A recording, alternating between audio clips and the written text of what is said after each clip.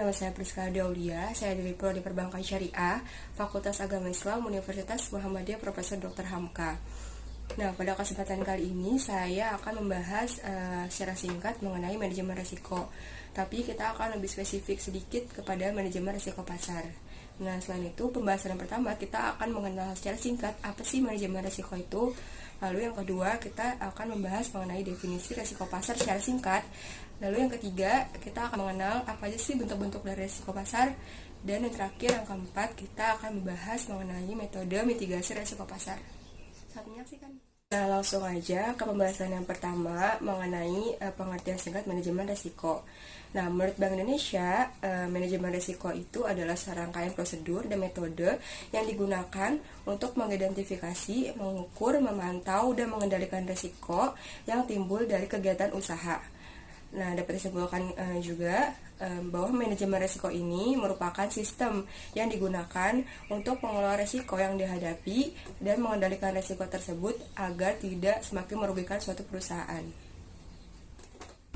Membahas selanjutnya mengenai definisi risiko pasar.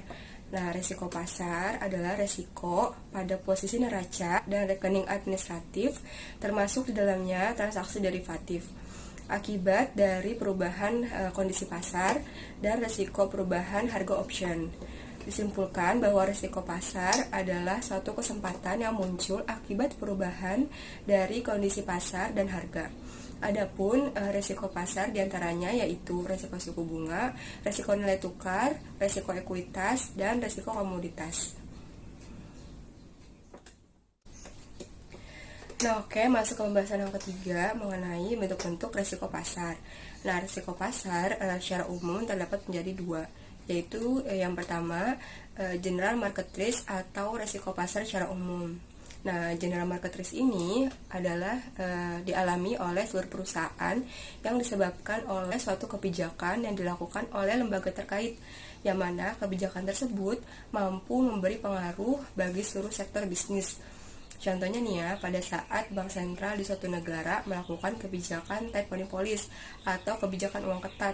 Nah, dengan berbagai instrumennya seperti menaikkan suku bunga BI rate, di mana kebijakan menaikkan suku bunga BI rate ini akan membawa pengaruh secara menyeluruh kepada sektor bisnis yang berhubungan dengan interest rate, related instrument atau berbagai instrumen yang berhubungan dengan suku bunga.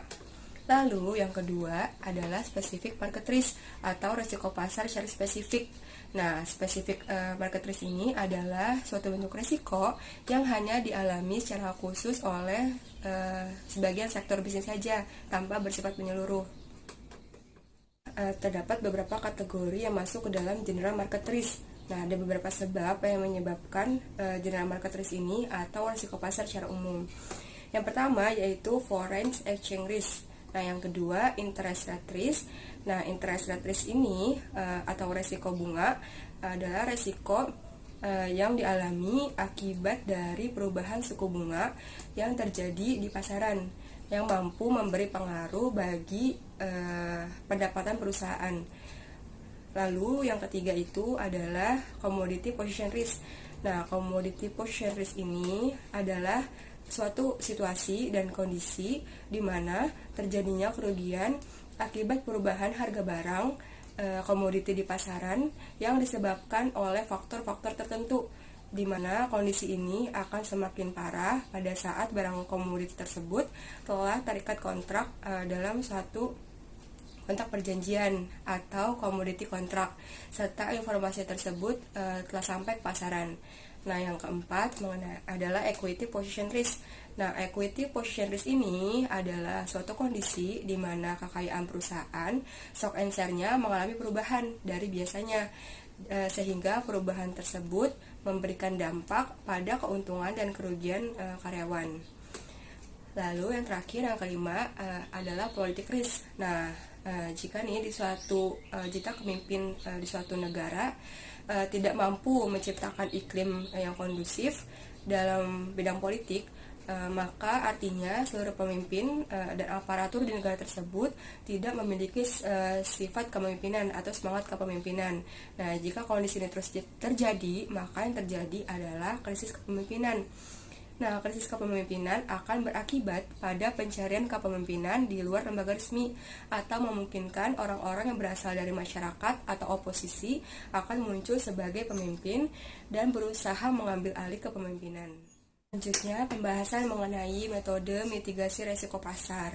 Nah, dalam metode mitigasi resiko pasar ini, Bank Syariah harus membentuk proses manajemen risiko pasar dan sistem informasi yang sehat dan komprehensif yang berisikan antara lain yang pertama adalah kerangka konseptual untuk mendorong identifikasi resiko pasar yang mendasarinya.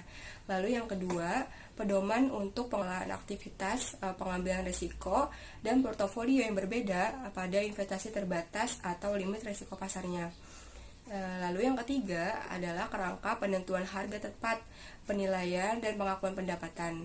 Dan yang keempat atau yang terakhir adalah sistem informasi manajemen atau SIM yang kuat untuk pengendalian, pemantauan, dan pelaporan eksposur risiko pasar serta kinerja manajemen senior.